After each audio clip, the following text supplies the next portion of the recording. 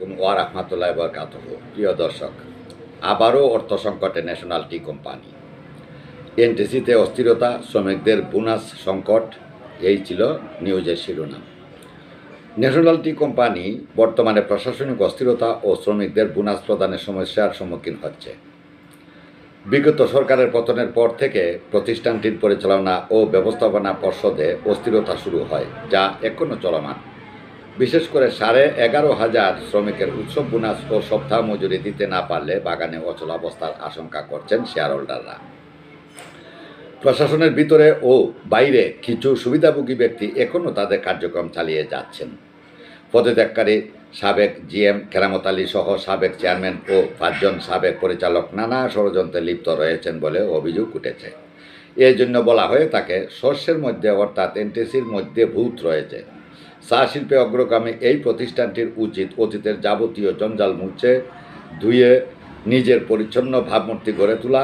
তাতে এনটিসির যেমন লাভ হবে, তেমনি দেশের চা শিল্পের উন্নতি হবে। এ পটভূমিতে বর্তমান এমডি জিয়াউল হাসান ও সচিব একে আজাদকে নিয়োগ দেওয়া হয়েছে। তারা ইতিমধ্যে বেশ কিছু ভালো পদক্ষেপ নিয়েছেন।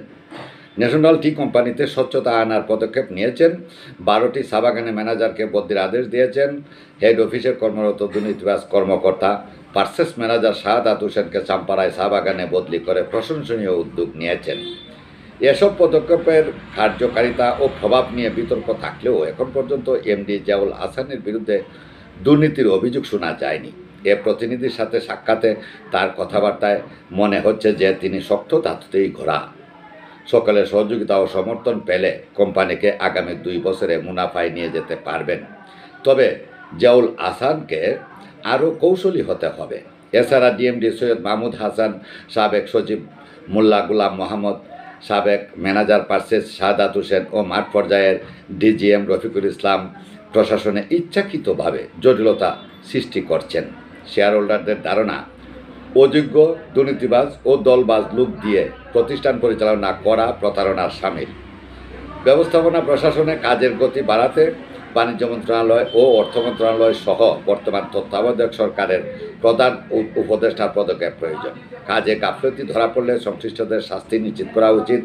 প্রয়োজনে বাধ্যতামূলক অবসরে পাঠানো বা ওএসডি করা যেতে পারে এবং তাদের দায়িত্ব দ্বিতীয় স্তরের কর্মকর্তাদের কাছে হস্তান্তর করা উচিত। অভিজ্ঞ লোকদের চুক্তিভিত্তিক নিয়োগ দিয়ে এনটিসির কাজে গতি ফিরিয়ে আনা সম্ভব। অতীতের দুর্নীতি ও নিয়মের অভিযোগের ফাইল নিষ্পত্তিতে কোনো গতি দেখা যাচ্ছে না। কোম্পানির অর্ধ কোটি টাকার দুর্নীতির ফাইল পড়ে রয়েছে। আটা ক্রয়, সিআই শিট ক্রয়, বেয়ারিং ক্রয়, কাঁচা চাপাতা বিক্রি সহ নানা অভিযোগের ফাইল পড়ে আছে। কাজকর্মে ঢিলেমি দেখা যাচ্ছে। বিগত সরকারের সঙ্গে তাল মিলিয়ে একটি অংশ দলবাজি শুরু করেছে।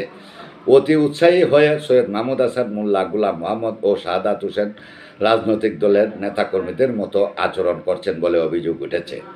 এই পরিস্থিতিতে প্রশাসনিক সংস্কার ও কার্যকর পদক্ষেপ গ্রহণের মাধ্যমে ন্যাশনাল টি কোম্পানির স্থিতিশীলতা ও শ্রমিকদের স্বার্থ রক্ষা করা জরুরি।